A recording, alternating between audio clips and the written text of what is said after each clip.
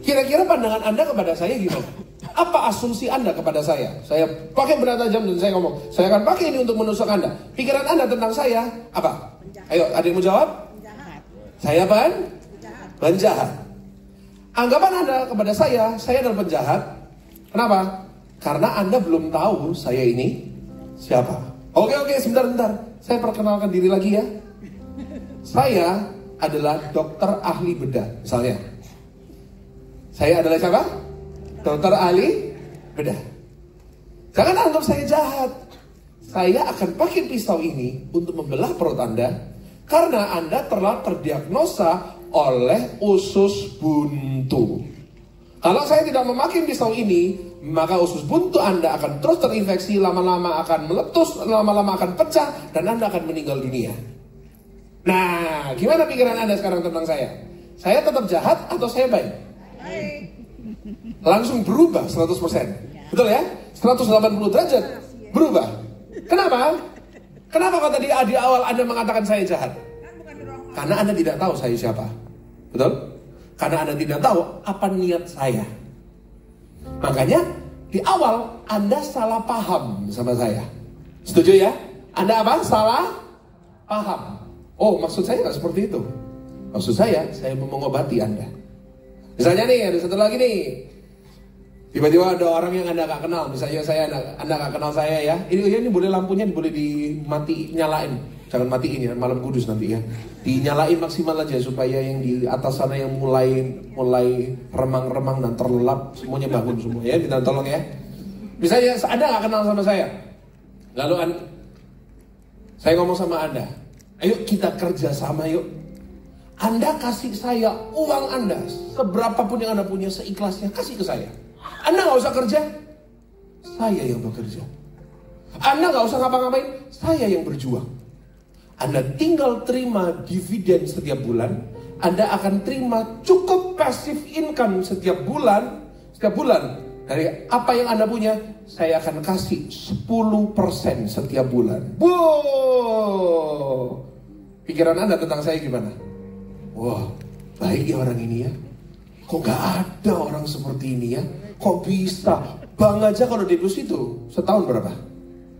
2%, 3%, 4%. Ya? Bank yang normal lah, big banks 4%, 5%. Itu pun sekarang gak 4% ya? Setahun 4%. Lebih tinggi lagi, obligasi setahun berapa? 6%, 70%. Itu pun kalau kena inflasi, rupiah turun, jalan di tempat. Betul ya? Apalagi naik lagi, kripto bahaya. Naik turun. Saham lagi jeblok sekarang. Aduh pusing. Ini gini, kayaknya ini teman saya bagus banget nih. Ini my good friend. What the hell Bang Yo. Wah boleh nih, baik nih orang nih. Jadi apa? Gini ya, Anda akan menganggap orang itu baik sampai Anda tahu orang itu siapa.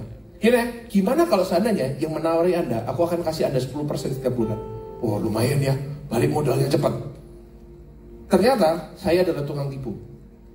Saya orang yang suka ngambil uangnya orang. Saya suka siap uangnya orang. Setelah Anda tahu saya siapa dan apa niat saya, pandangan Anda kepada saya gimana sekarang? Tetap baik kah? Halo, tetap baik kah? Tetap baik? Ada kan 180 derajat langsung beda sama saya. Oh ini tukang apa? Tukang tipu. Orang ini mau menghancurkan hidupku. Pandangan Anda kepada saya langsung berbeda. Kenapa? Karena Anda akhirnya tahu saya ini siapa dan apa maksud saya. Betul ya? Dari awal tadi Anda menganggap saya baik. Terjadi yang namanya kesalahpahaman tentang kebaikan saya. Saya pura-pura baik, ternyata saya jahat. Dan akhirnya Anda kasih saya uang Anda hidupnya hancur. Ekonomi Anda hancur. Bapak Ibu setuju dengan saya? Setiap hari di dalam kehidupan kita, dalam hal keluarga, pekerjaan, relationship, dalam hal pelayanan, everyday kita hampir selalu mengalami yang namanya kesalahpahaman. Betul? Kita salah menangkap artinya orang. Dan setiap hari, setuju dengan saya? Oh nggak ada yang salah paham, yaudah kita selesai yuk, pulang yuk. Nah ya, kita pernah salah paham ya. Dan saya katakan one of the biggest problems in our life today, salah satu masalah terbesar di akhir zaman ini, di era yang kita hidup sekarang adalah kesalahpahaman. Setiap hari, karena salah pahaman, suami istri bertengkar. Betul? Sering? Tadi pagi ada ibu teriak di sini. Sering Pak! Pengalaman pribadi pasti. Karena salah pahaman, ribut besar pernah? Pernah gak ribut besar karena kesalahpahaman? Yang pernah katakan pasti. Habis karena sedikit kesalahpahaman, ributnya besar. Teriak-teriak, maki-maki, yang satu kabur dari rumah 3 hari. Lalu bulan depannya kan sudah baikan ya, ditanya, memang bertengkar apa sih? Memang kenapa ya?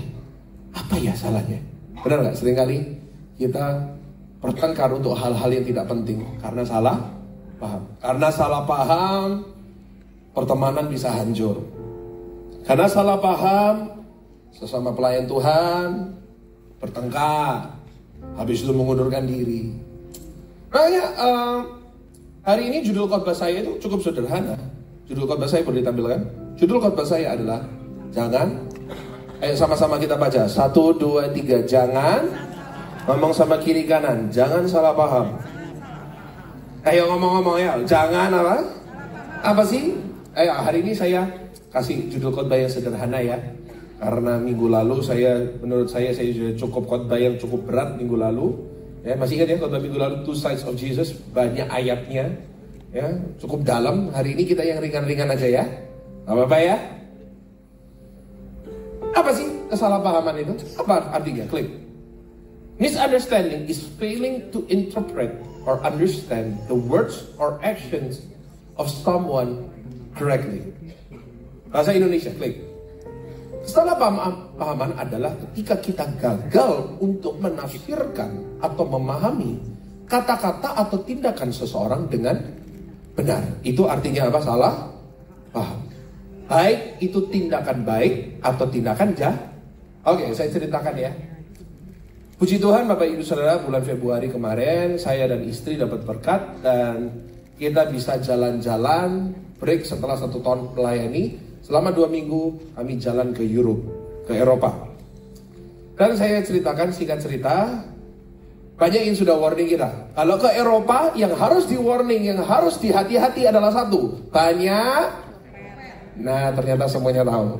Di Eropa banyak copet. Semuanya orang pada ngomong sama kita, hati-hati copet, hati-hati copet, hati-hati barangmu diambil. Oke, saya jadi lebih ekstra waspada. Makanya selama saya di sana, saya sudah ngomong sama istri, kita harus jaga ya, jangan sampai kita kecopetan, jangan sampai kita kecolongan. Makanya setiap kali ada orang yang lewat, mukanya mencurigakan, saya ngomong langsung sama istri saya, hati-hati dompet, hati-hati tas, hati-hati kamera. Setiap kali ada orang yang mencurigakan, saya langsung teriak, hati-hati. Karena orangnya gak ngerti bahasa Indonesia lah ya. Hati-hati. I was very extra careful melihat wajah-wajah yang serem-serem, wajah-wajah yang sangar-sangar. Banyak orang yang warning kita, kalau ordernya seperti ini, hati-hati. Adalah. Sampai satu hari singkat cerita, kejadian. Saya kerampokan. Bukan copet aja, bukan dompet aja. Tapi satu tas saya, yang isinya, puji Tuhan dompetnya gak ada uangnya, tapi isinya paspor. Paspornya hilang di luar negeri. Saya yang ngalamin itu. Kenapa? Bukan karena orang yang mukanya sangar, tapi justru orang yang mukanya polos dan cantik. Benar. Jadi singkat ceritanya gini ya, saya gak bisa ceritakan detail ya. Kalau saya ceritakan detail pasti lama. Singkat ceritanya, kami kan masuk stasiun, mau dari kota ke kota naik kereta. Tiba-tiba ada orang yang nyamperin kita. May we help you? Dengan senyuman yang khas. May we help you? I want to help you. Seperti petugas kereta. Perempuan, bajunya keren. Kan kita nggak tahu orang ini siapa. Kita kira ini orang baik. Wanita, bajunya keren. Dan may I help you? Dia bantu kita untuk tiket. Dia bantu kita untuk bahkan untuk angkat-angkat barang. Anggapan saya, pemahaman saya, ini Tuhan kirim ini. Wah, puji Tuhan. Tuhan apa? Tuhan kirim orang menolong kita di negara asing, kami nggak kenal siapa-siapa. Tuhan kirim seperti ini. Singkat cerita, let me help you. Koper kita, 3 koper digeledek sama dia. Tahu ya geledek ya? Bahasa Surabaya itu geledek itu didorong sama dia. Digeledek kopernya. Satu perempuan kecil, lalu dia angkatin koper 3 itu masuk ke atas tren itu. Pok. Kita kira, ini kok ada orang yang sebaik ini ya? Kok ada orang ya? Tapi ternyata itu sudah disetting. Ketika kami masuk ke atas tren, dia bantu kita dengan koper. Belakang kita itu sudah ada teman-temannya, sekelompoknya dia. Cewek-cewek juga, bukan laki, cewek-cewek, bule-bule gitu. Lalu yang belakang ini ngomong sama kita, let's go, we want to move. Kita panik dong, betul ya? Kalau coba Anda di dalam kereta, keretanya sudah mau jalan, kita dipanikin gitu, pasti Anda panik. Akhirnya kita panik, kita taruh tas kita taruh koper kita, karena keretanya memang mau jalan. Singkat ceritanya gitu. Dan saat dia menolong, ternyata tanpa kesetahuan kita, orang-orang yang di belakang kita tadi itu mengambil tas saya, dibawa pergi sama dia. Saya baru sadar ketika keretanya sudah, kereta sudah jalan, baru saya sadar, tasku mana? Tasku sana. Untungnya saya bawa AirTag. Oh ya, Apple ada AirTag ya, supaya saya bisa mengidentifikasi kalau ada barang yang hilang. Saya sudah mengantisipasi. Banyak orang bilang Eropa banyak copetnya. Barang-barang saya, koper saya, tas saya, dompet saya, itu saya kasih apa? AirTag. Puji Tuhannya handphone saya itu di sini, nggak di dalam tas. Jadi saya lihat AirTag, benar, diambil. Padahal saya jelas tas saya itu saya sudah taruh di kursi, diambil sama dia. Kenapa? Karena saya mengira orang ini baik. Ternyata orang ini mau merampok saya. Bapak Ibu, saya salah mengerti atau salah paham akan dalam tanda kutip kebaikan orang itu, dan akhirnya saya tertipu. Untungnya itu cuma tas, dan saya mengerti, dan saya di situ jadi belajar pertama untuk tidak gampang mempercaya orang. Kalau tiba-tiba ada orang yang baik tiba-tiba nongol di dalam hidupmu, menawarkan sesuatu yang too good to be true, jangan gampang percaya. Setuju katakan yes? Ya, cukup kesalahan saya ya. Hati-hati yang mau ke Eropa, modus-modusnya seperti itu, mereka semakin kreatif dan semakin kreatif.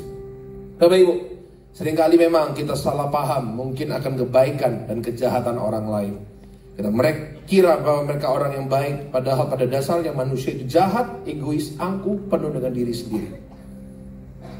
But my big question today, pertanyaan yang terbesar saya pada hari ini, klik. Bagaimana dengan pemahaman Anda tentang Tuhan? Pernah salah paham sama Tuhan nggak? Oh, diem semua tiba-tiba. Pernah salah paham sama Tuhan nggak? Oke, salah paham sama manusia normal. We do it every day. Ada yang kita yang kena korban besar, ada kita yang kena korban kecil. Tapi bagaimana dengan Tuhan? Pernah nggak salah paham sama Tuhan? Lalu kita mengira Tuhan jahat. Lalu kita mengira Tuhan tidak menyertai. Lalu kita mengira Tuhan mengecewakan. Halo? Pernah? Bapak Ibu, seringkali ada musim-musim di dalam hidup kita yang membuat kita salah paham tentang Tuhan. Membuat kita memiliki asumsi yang salah tentang Tuhan. Memang ada. Dan saya catat memang kadang Tuhan itu Tuhan yang tidak mudah dimengerti. Ya dong. Saya selalu katakan, ada orang-orang yang ngomong gini, Pak, Tuhan itu susah dimengerti ya. Tritunggal itu susah dimengerti ya. Dan saya katakan ya, kalau Tuhan itu bisa kita mengerti secara 100%, berarti otak kita lebih besar daripada Tuhan. Tuhan itu lebih besar daripada pikiran kita. Yang artinya apa? Kita manusia yang terbatas. Kita tidak mungkin 100% tahu atau mengerti tentang Tuhan. Memang Tuhan itu sukar untuk dipahami. Bahkan firman Tuhan pernah berkata di Yesaya 55, 8-9, jalan-jalannya di atas jalan-jalan kita. Pemikiran dan hikmat Tuhan jauh di atas pemikiran kita. Kita baca sama-sama Yesaya 55 ayat 8-9. Yuk kita baca sama-sama. 1, 2, 3. Sebab rancanganku bukan rancanganmu, kata firman Tuhan. Makanya jangan salah paham kalau ekspektasinya berbeda. Kalau rancangan Anda dan sama rencana Tuhan berbeda, jangan salah Bukan karena Tuhan jahat, beda aja. Kita nggak level sama Tuhan. Tuhan levelnya segini, kita masih level di bawah. Apa dikatakan firman Tuhan? Klik. Dan jalanmu bukan jalanku, demikian firman Tuhan. Ayo baca sama-sama, 1, 2, 3. Seperti tingginya langit dari bumi, demikiannya tinggi jalanku dari jalanmu, dan rancanganku dari yang percaya. Katakan amin. Firman Tuhan berkata, rancanganku di sini, rancanganmu di sini. Seperti tingginya langit dari bumi, demikianlah perbedaan apa yang menjadi pikiran Tuhan tentang masa depan kita sama pikiran kita.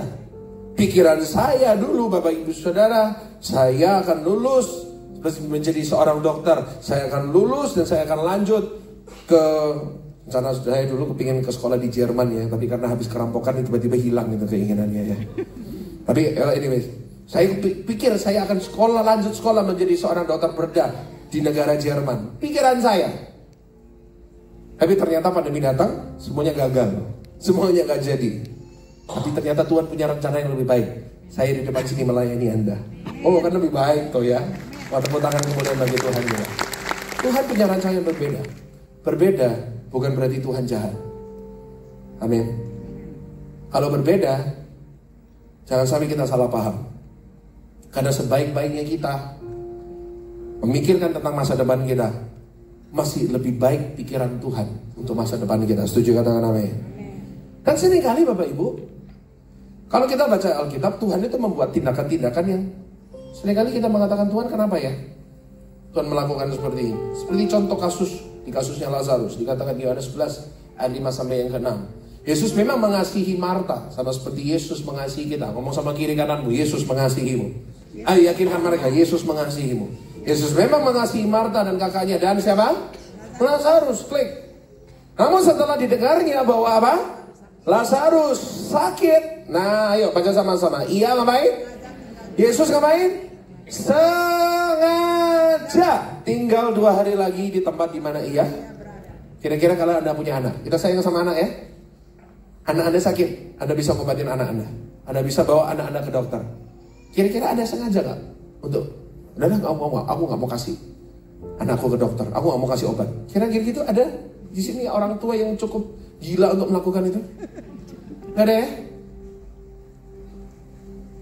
Tapi Tuhan berkata, dia tahu Lazarus sakit, sakitnya parah dan sudah mau mati, dan akhirnya nanti mati. Yesus ngapain? Saya baca ini, kok bisa ya?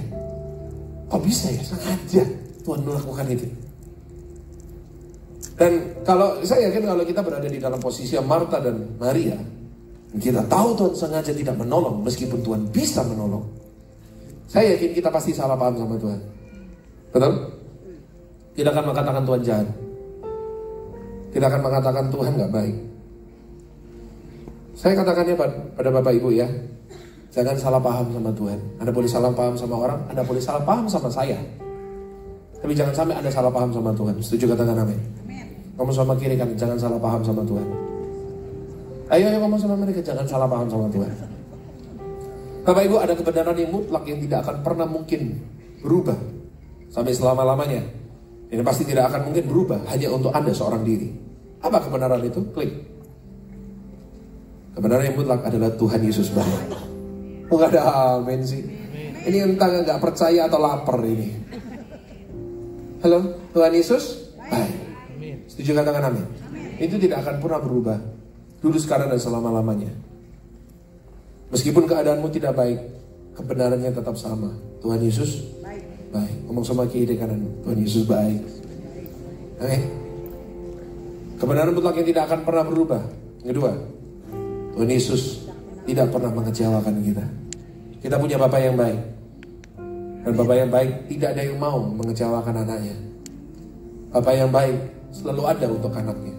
Anaknya susah, Bapaknya yang berdiri untuk anaknya. Betul? Tuhan Yesus tidak pernah mengecewakan. Apapun mungkin keadaanmu sangat mengecewakan. Ya, keadaanmu sangat mengecewakan. Tapi kebenaran yang tidak akan pernah mungkin berubah. Sekali lagi, hamba Tuhan Yesus tidak pernah mengecewakan. Yang ketiga, kebenaran mutlak yang tidak akan pernah berubah. Tuhan Yesus selalu punya maksud yang terbaik bagi Anda. Menghadap amin. Segala sesuatu yang Tuhan izinkan pasti mendatangkan kebaikan. Segala sesuatu yang Tuhan izinkan pasti ada maknanya. Saya nggak tahu apa, dan saya tidak tahu kapan Anda akan menyadari hal itu. Tapi percayalah, 3 kebenaran ini tidak akan mungkin berubah. Enggak ada, amin. Jadi jika kalau Anda hari ini atau suatu hari akan punya pemahaman atau asumsi yang terbalik dari kebenaran ini, bukan berarti Tuhan jahat. Artinya apa? Berarti Anda sedang salah. Berarti Anda sedang salah paham. Oke? Bukan Tuhan jahat, Tuhan selalu baik. Tapi kalau kenyataannya tidak, berarti Anda sedang salah paham. Makanya sekali lagi, tepuk dadamu katakan, aku gak boleh salah paham, apalagi sama Tuhan. Ayo sama-sama, aku gak boleh salah paham, apalagi sama Tuhan. Amen. Ayo kita lihat sama-sama, dan saya akan tutup dengan 3 poin ini. Apa sih penyebab kita salah paham? Kenapa kok kita salah paham sama Tuhan? Why? 3 poin ya, sederhana ya. Catat baik-baik. Yang pertama, karena kita kurang mengenal.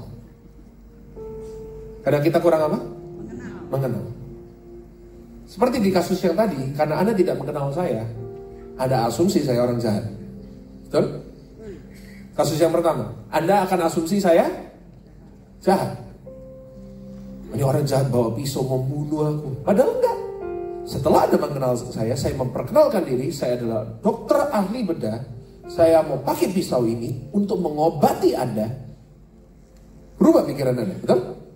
Pikiran Anda, oh ini orang baik nih. Ini orang mau menolong aku. Betul ya? Demikianlah Bapak Ibu. Bapak Ibu, kalau kita dekat dengan seseorang, kita akan semakin tahu karakter, sifat asli akan seseorang itu. Semakin kita dekat dengan seseorang, kita akan tahu isi hati seseorang itu gimana seharusnya. Nah makanya ada pepatah yang mengatakan gini, Anda tidak akan pernah sungguh-sungguh mengetahui seseorang sebelum 3 hal. Anda tinggal bersama dia, Anda punya konflik dengan orang itu, atau money is involved. Anda pernah mengalami 3 hal ini dengan orang, berarti Anda sudah mengenal orang itu. Tinggal bersama dia, Anda punya masalah dengan orang itu, atau money is involved. 3 hal ini baru Anda tahu orang. Anda tidak mungkin tahu saya ini siapa kalau Anda tidak kenal saya. Kalau Anda tidak pernah tinggal sama saya. Yang paling kenal saya siapa? Istri saya. Yang paling kenal saya anak saya, meskipun belum mengerti, masih 9 bulan. Bapak Ibu Saudara, seharusnya ketika kita mengenal Tuhan, ketika kita dekat sama Tuhan, seharusnya kita tahu loh, hatinya Tuhan itu seperti apa. Oh gak ada amin? Seharusnya kalau kita baca firman Tuhan, dan kita melewati musim demi musim dalam hidup kita, gandengan Tuhan, berjalan bersama Tuhan, seharusnya kita tuh kenal Tuhan itu siapa. Dan seharusnya kalau kita semakin kenal dengan Tuhan, semakin kita kenal dengan Tuhan ya, semakin kita itu akan trust His heart. Kita akan apa? Trust His. Kita akan percaya sama hatinya. Kita akan percaya. Mungkin orang boleh katakan apapun tentang Tuhan. Mungkin situasiku boleh berkata berbanding terbalik tentang siapa Tuhan itu. Tapi aku cukup mengenal Tuhan untuk aku berkata, Tuhan gak mungkin gitu. Tuhan gak mungkin jahat. Aku cukup kenal Tuhan untuk aku boleh berkata bahwa Tuhan itu gak mungkin mengecewakan aku. Amen. Sudah banyak kesetiaan. Saya mau tanya sih absen, siapa yang dalam hidupnya pernah berkali-kali ditolong sama Tuhan? Absen dulu. Berkali-kali Anda ditolong sama Tuhan. Oke? Saya sudah dari pengalaman Anda. Musim-musim yang Anda telah lewati dengan Tuhan, Anda cukup ngomong gini, meskipun musimku lagi tidak baik, tapi aku cukup kenal Tuhan untuk aku tetap berkata, Tuhan gak mungkin jahat. I trust Him enough. Ini ya, kalau semakin kita kenal seseorang, kita akan semakin trust orang itu, dan kita akan semakin tahu bahwa ternyata niatnya gak seperti itu. Contoh, saya dulu awal-awal nikah sama istri saya, kita sering salah paham, dan kita sering bertengkar untuk hal-hal kecil yang salah paham. Sering ya? Awal-awal menikah dulu, Awal-awal menikah dulu sering ya, tinggal bareng, salah paham. Hal-hal kecil dibuat ribut. Maklum ya, karena awal menikah. Tapi semakin berjalan waktu, meskipun saya belum benar-benar sungguh-sungguh mengenal istri saya ya. Pernikahan kita baru jalan 3 tahun. Tapi semakin saya mengenal istri saya semakin tahu bahwa istri saya itu ternyata orangnya baik. Cinta Tuhan, cinta keluarga. Tapi memang namanya manusia ya, ada antiknya, ada anehnya. Mumpung istri saya nggak di sini, kita ngomongin di belakang ya. Ya, tapi kalau istri saya lagi live streaming, gawatlah saya ya. Namanya manusia, kadang ada nyebelinnya. Ada di sini yang suaminya nggak pernah nyebelin, istrinya nggak ada yang nyebelin, boleh angkat tangan, tukar tambah. Siapapun yang mau tukar tambah dilelang. Saya yakin suami Anda pasti ada nyebelinnya, ada sisi anehnya. Istri Anda ada sisi nyebelinnya, betul ya? Ketika saya semakin mengenal dia, yang dulu awalnya kita bertengkar untuk hal-hal yang menurut saya hal-hal yang stupid. Sekarang ini ketika istri saya mulai melakukan sesuatu yang saya nggak suka, saya tidak akan langsung ke trigger kayak dulu, betul ya? Karena dulu sebelum saya sungguh-sungguh mengenal istri saya ke trigger karena saya asumsi. Saya asumsi bahwa istri saya nggak sayang sama saya lah, atau mulai inilah, atau istri saya nggak respect ke saya lah. Asumsi saya liar, karena saya nggak sungguh-sungguh kenal istri saya. Tapi semenjak waktu saya kenal siapa dia, saya tahu hatinya, akhirnya saya sudah punya trust sama dia. Meskipun kadang nyebelin, tapi orangnya nggak kayak gini, betul ya? Kita paham? Ternyata deep down inside her, dia nggak kayak gini. Dia itu cuman mungkin lagi capek, mungkin lagi lelah ngurusin anak ya, ngurusin anak kan susah ya. Mungkin dia nyebelin karena itu, tapi dia nggak seperti itu orang. Mungkin dia melakukan sesuatu yang saya nggak suka, tapi alasan saya gini sekarang. Mungkin dia lagi PMS. Kenapa? Saya sudah kenal sama istri saya. Oh ternyata dia orangnya nggak kayak gitu. The more we know, the more we trust. Boleh ditampilkan? The more we know, the more we trust. Semakin kita tahu dan kenal seseorang deep down inside, oh orangnya ternyata seperti ini, kita akan semakin percaya sama orang itu. Nah, kenapa kalau kita nggak pernah trust sama Tuhan? Kenapa kalau kita tidak pernah trust sama hatinya Tuhan?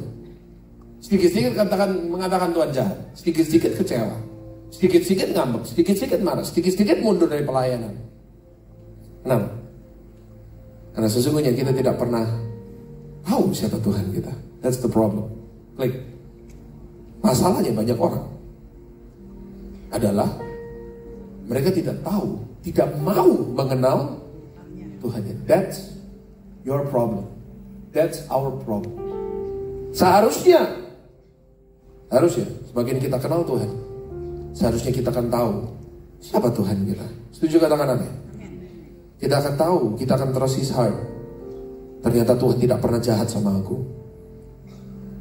Aminnya susah ya. Kenapa? Musiknya lagi jelek semua ini ya. Kenapa? Kripto habis hancur semua ya ini ya. Nah ya. Seharusnya kalau kita berjalan sama Tuhan, karena kita akan trust His heart. Apapun musiknya kita akan ngomong, Tuhan itu gak mungkin bermaksud untuk mencelakakan aku. Gak mungkin. Pasti ada maksud Tuhan. Pasti ada maksud yang terbaik. Trust His heart. Saya catat ya. Jadi orang Kristen jangan sampai di level belief aja. Belief itu apa? Percaya Tuhan Yesus? Percaya. Yesus juru selamat? Percaya. Yesus Tuhan? Percaya. Tapi sudah trust His heart enggak? Kalau belum, berarti Anda kurang mengenali dia. Kalau Anda tidak mengenal, yang ada hanya asumsi. Kalau tidak mengenal, yang ada hanyalah apa? Asumsi. You will assume everything. Kalau Anda nggak kenal sama saya, Anda tidak tahu siapa saya ini sebenarnya, Anda hanya akan asumsi tentang saya. Betul ya? Saya ini ada jemaat. Anda akan lihat saya setiap minggu sekali. Lalu suatu saat Anda melihat saya, nadanya agak tinggi. Misalnya, oh pastor itu nadanya agak tinggi ya. Karena misalnya kalau something goes wrong, nada saya bisa tinggi. Tanya semua pelayan Tuhan, mereka akan pasti tahu. Kalau Anda sebagai jemaat, asumsi saya, Anda kepada saya apa? Pastor Andrew, pemarah. Pastor Andrew, galak orangnya. Pastor Andrew, asumsinya, bukan pendeta yang baik. Kenapa? Bisa pendeta tidak lemah lembut, nadanya tinggi. Waduh, untungnya saya tidak lemah gemulai Bapak Ibu. Hak Bu, itu asumsi. Padahal orang-orang di sekeliling saya tahu. Ketika saya marah, itu untuk kepentingan bersama. Marah yang salah, gini ya. Marah yang salah adalah ketika saya marah untuk melampiaskan emosi saya. Tapi ketika Anda marah untuk kepentingan bersama atau kepentingan orang itu, maka itu gak salah. Saya marah, tanya sama teman-teman. Untuk kepentingan jemaat. Saya selalu briefing semua pelayan Tuhan. Jemaat ini yang datang ya, dari tempat yang jauh masing-masing. Ada yang dari Bekasi, banjir datang ke sini, ya. Ada yang dari BSD, ya. Ada puluhan bahkan lebih dari 100 orang-orang BSD itu setiap kesini setiap minggunya. Saya tahu, mereka ngomong sama saya.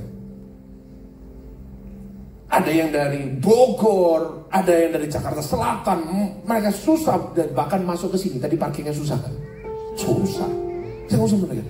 Mereka sudah datang ke sini, mereka berkorban. Ayo kita kasih servis yang Anda datang di GSS mau dapat servis yang buruk atau servis yang jelek? Oh iya, bukan ya, lalat ya. Servis yang bagus atau servis yang jelek? Bagus dong, betul nggak? Makanya saya briefing semua. Kasih yang terbaik untuk Tuhan dan untuk jemaat yang dikasihi Tuhan. Kasih yang terbaik.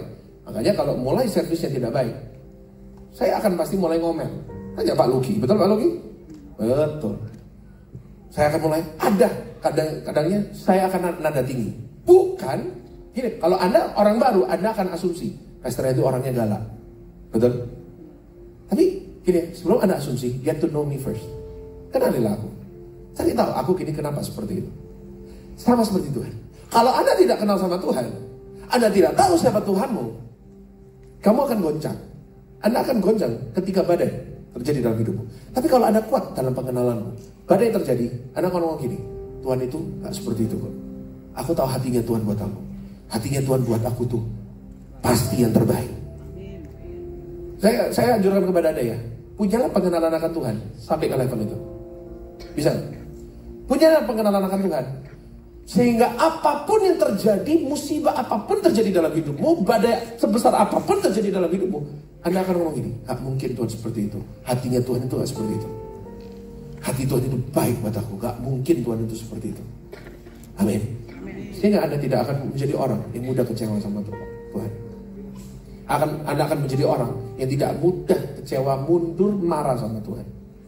Kenapa? Anda mengenali Tuhan.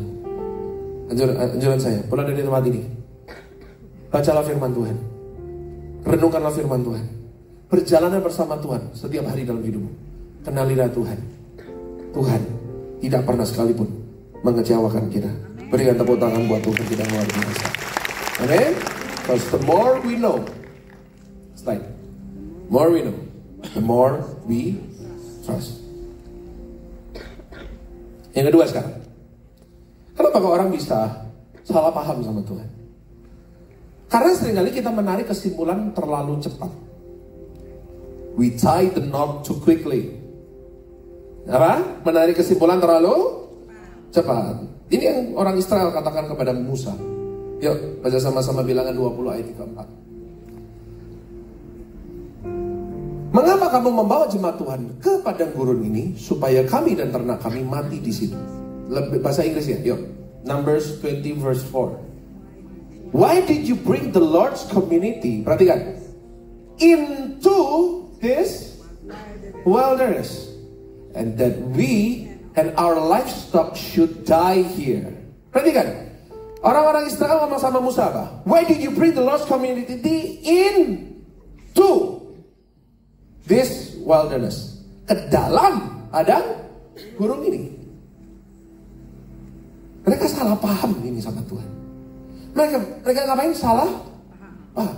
Kamu bedakan transit dan tujuan. Anda pernah traveling?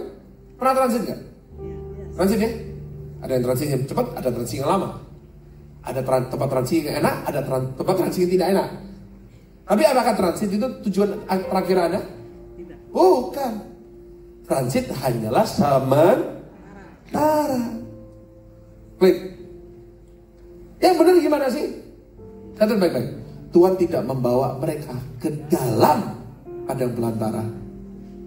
Tapi Tuhan itu mau membawa mereka melewati padang belantara. Beda gak? Beda gak? Asumsi mereka, pemahaman mereka sama Tuhan apa? Tuhan, kau suruh Musa membawa kami ke dalam padang belantara ini. Betul atau salah? Asumsi kan? Menarik kesimpulan terlalu cepat. Padahal kerinduan Tuhan apa? Tuhan tidak sedang membawa Anda masuk ke dalam padang belantara. Tuhan membawa Anda melewati padang belantara itu. Sama atau beda? Jawab, salah atau beda? Sama atau beda? Beda. Makanya ya, kalau hari ini kesimpulan kita buat di tengah-tengah padang gurun, jelas kesimpulan kita, Tuhan gak ada, Tuhan jahat, Tuhan melupakan aku. Kalau kesimpulan kita buat di tengah-tengah penderitaan kita, jelas kesimpulan kita, Tuhan gak peduli sama aku, percuma aku pelayanan, percuma aku sembuh-sembuh sama Tuhan, mending aja murtad seperti temanku. Jelas kesimpulan Anda. Kalau kesimpulan Anda adalah titik terendah, di titik terendah dalam hidupmu, jelas kesimpulannya adalah Tuhan gak peduli sama aku. Jelas. Tapi mengertilah bahwa keinginan Tuhan bukan membawa kita ke dalam penderitaan, tetapi melalui penderitaan. Oh gak ada amin? Jangan tampilin dulu yang ini. Oh gak ada amin? Tujuan Tuhan bukan membawa Anda masuk ke dalam tantangan, tapi melewati tantangan itu. Ini kayaknya pada lapar semuanya. Pak Ludi kasih roti dong semua. Karena program kita 5 roti 2 ikan. Pak Ludi kasih roti. Kayaknya lagi lapar semua ini. Sekali lagi, Tuhan tidak membawa kita ke dalam tantangan, ke dalam penderitaan, ke dalam pencobaan, tapi Dia mau menuntun kita melewati semuanya itu. Setuju kata-katanya? Tepuk tangan buat Tuhan gitu. Ingat ceritanya di mana Tuhan mengajak murid-muridnya menyeberang danau. Masih ingat ya? Tuhan mengajak murid-muridnya, ayo kita nyebrang. Dan di tengah danau apa yang terjadi? Anybody knows? What happened? Badai. Angin kencang, angin ribut di tengah badai. Tapi ingat, yang ngajak siapa? Yang ngajak siapa? Percayalah, kalau Tuhan yang ngajak, Tuhan tidak mungkin sampai membiarkan kita tenggelam di tengah-tengah. Karena Tuhan bertanggung jawab. Tuhan itu cengli. Ngomong sama kiri kan, Tuhan itu cengli bro, tenang aja. Ngomong Tuhan itu cengli, tenang aja. Amin. Kalau Tuhan yang membawa kita masuk ke dalam danau itu, dan tiba-tiba di tengah-tengah ada angin kencang, tenang. Ngomong, Tuhan bertanggung jawab. Masa Tuhan yang ngajak kita tenggelam? Tuhan macam-macam, gak mungkin. Kita harus cukup kenal Tuhan untuk mengatakan, Tuhan gak mungkin membuat aku tenggelam di sini. Tuhan itu cukup bertanggung jawab. Saya catat, if God brings you to it, He will bring you through it. Jangan setengah-setengah. Kasih tepuk tangan buat Tuhan. Jika Tuhan membawamu ke dalamnya, Dia akan membawamu apa? Melaluinya. Percayalah kan hal itu. Jangan menarik kesimpulan terlalu cepat. Saya ingat apa yang dikatakan oleh almarhum Raditya Oloan. Klik. Bawanya lagi. Jangan berikan titik kalau Tuhan mau kasih koma. Wow. Apa? Tuhan jangan berikan apa? Titik dalam storymu. Aku kena musibah. Tuhan jahat. Titik. Jangan ya. Tapi Tuhan mau kasih apa? Koma. Aku kena musibah. Koma. Tapi Tuhan pasti campur tangan dalam keadaanku. Tapi Tuhan baik. Tapi Tuhan pasti akan membuat aku melewatinya. Itu yang benar. Oh gak ada amin? Ya setuju katakan yes. Setuju berikan tepuk tangan buat Tuhan kita, amin. Jangan menarik kesimpulan terlalu cepat. Kalau Anda menarik kesimpulan terlalu cepat, pasti kecewa. Pasti salah paham. Tanya, jangan ya. Yang ketiga, yang terakhir. Tadi yang pertama apa? Tadi? Oh, sudah lupa. Di sini aja lupa, apalagi ketemu sama restoran Dotonburi di depan sini ya. Tadi yang pertama apa? Kita salah paham sama Tuhan karena kita kurang mengenal. The more we know, the more we trust. Kedua, karena kita menarik kesimpulan terlalu cepat. Jangan cepat-cepat tarik kesimpulan. Santai aja, sabar aja. Tuhan belum selesai kok. Amin.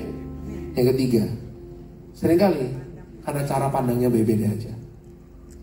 Seringkali maksud Tuhan, cara pandang Tuhan membawa kita ke dalam padang belantara itu berbeda dengan cara pandang kita.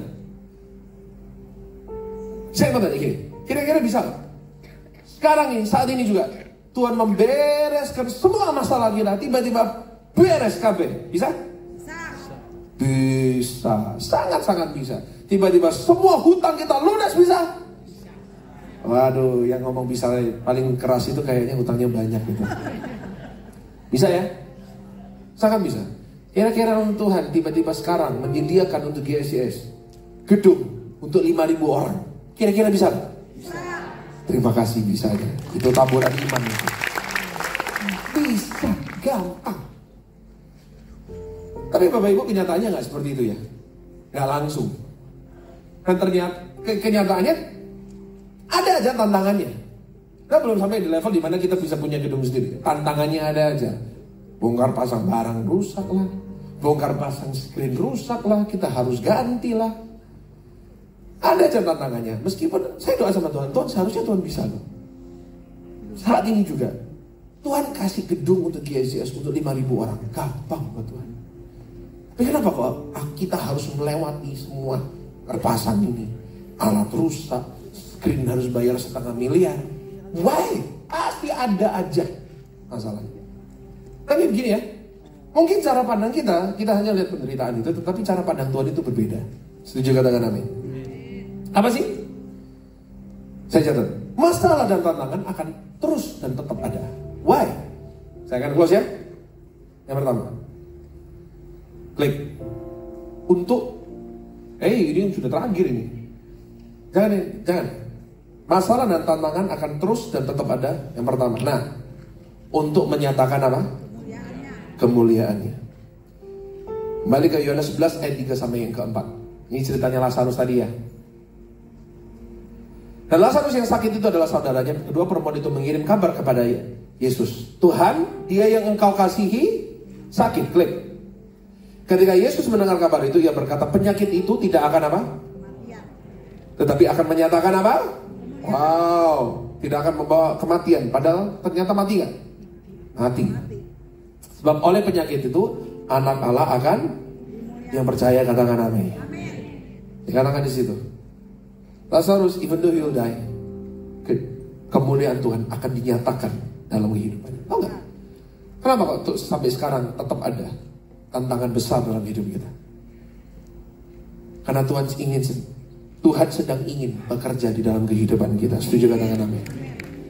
Saya catat, suatu saat ketakutanmu dan tantangan terbesarmu akan menjadi kesaksian terbesarmu.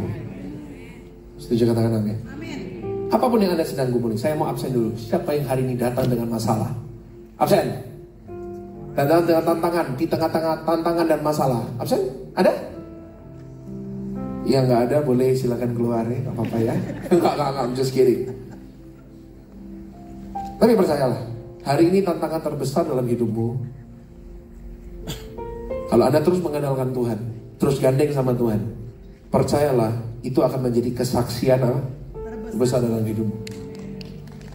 Jangan setengah-setengah. Tepuk tangan buat Tuhan. Amin.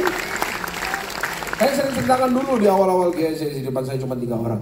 Sekarang, itu dulu, tantangan itu Bapak Ibu. Tantangan, benar-benar sangat-sangat menyedihkan.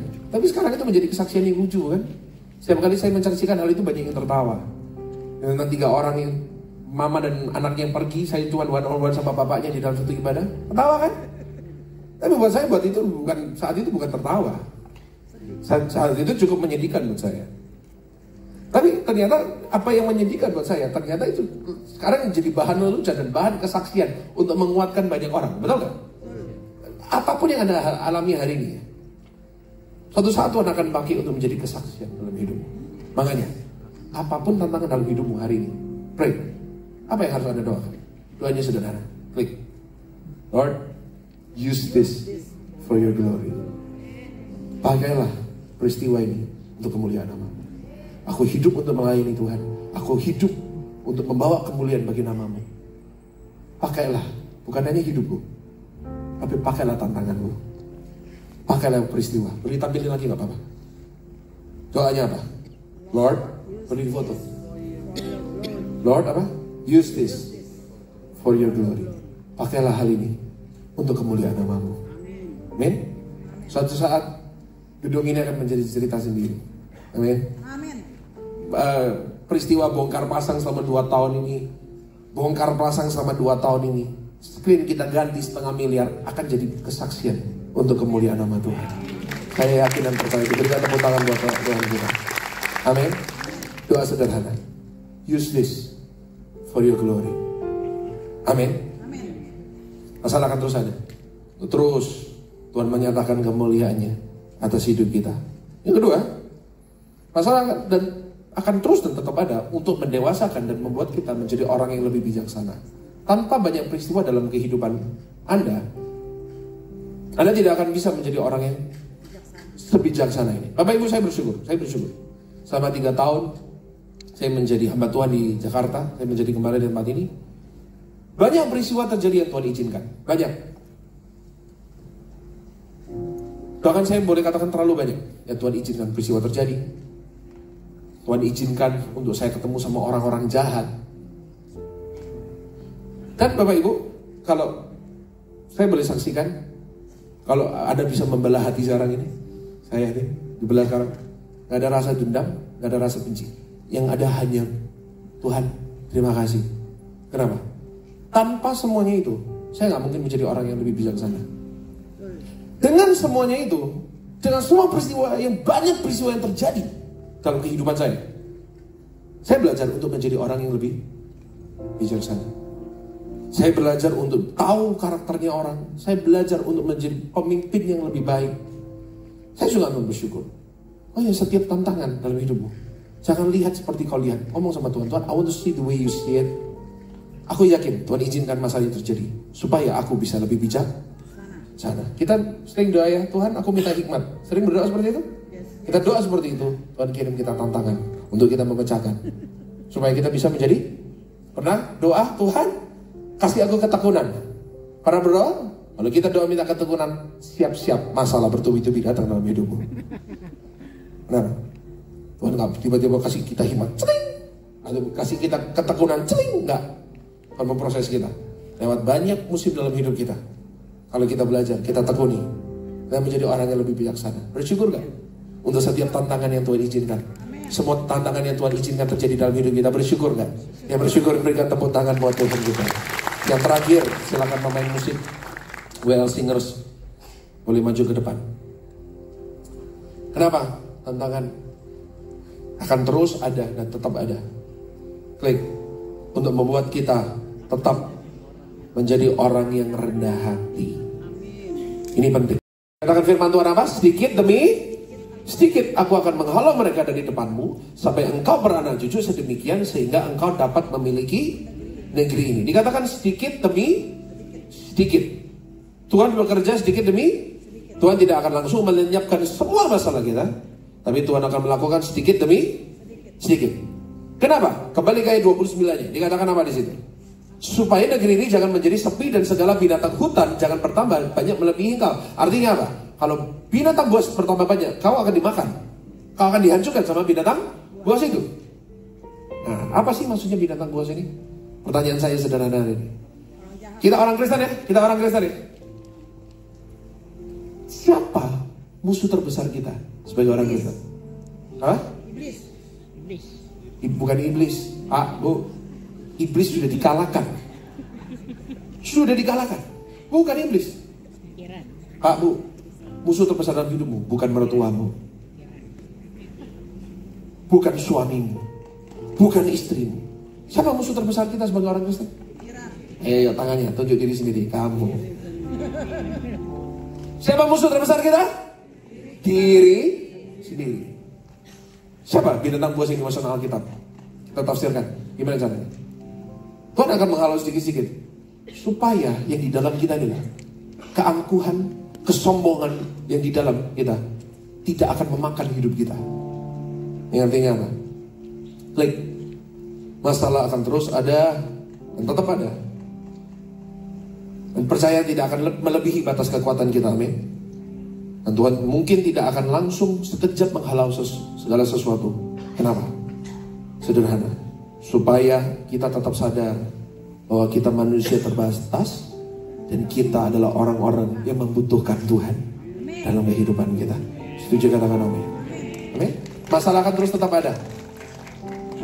Untuk apa? Supaya kita ini sadar, Tuhan, aku ini manusia terbatas ternyata. Aku bukan Superman. Aku orang yang biasa. Dan aku perlu Tuhan dalam hidupku. Amin? Masalahnya banyak orang, kalau gak ada masalah gak pernah cari Tuhan. Ada masalah baru cari Tuhan. Kalau gak ada masalah, merasa dirinya superior. Begitu, banyak masalah, dia baru kerasa keterbatasannya. Betul? Kalau gak punya masalah, gak pernah merasa butuh Tuhan. Tapi begitu banyak masalah, di situ baru dia kerasa butuh Tuhan. Di situ Tuhan berkata, bagus, masalah bagus, supaya kamu terus tahu bahwa kamu manusia terbatas dan kamu butuh aku terus. Itu yang Tuhan mau. Tepuk tangan buat Tuhan kita. Simpulan, jangan salah paham sama Tuhan. Tuhan gak pernah jahat, Tuhan selalu baik. Setuju katakan yes? Makanya 3 hal. Kenalin dia. The more we know, the more we trust. Kedua, jangan membuat kesimpulan terlalu cepat. Ketiga, pandanglah tantangan sebagaimana Tuhan melihatnya. Tuhan gak pernah merancangkan itu kecelakaan. Tapi percayalah, Tuhan akan pakai setiap tantanganmu untuk kemuliaannya. Berikan tepuk tangan buat Tuhan kita. Yang percaya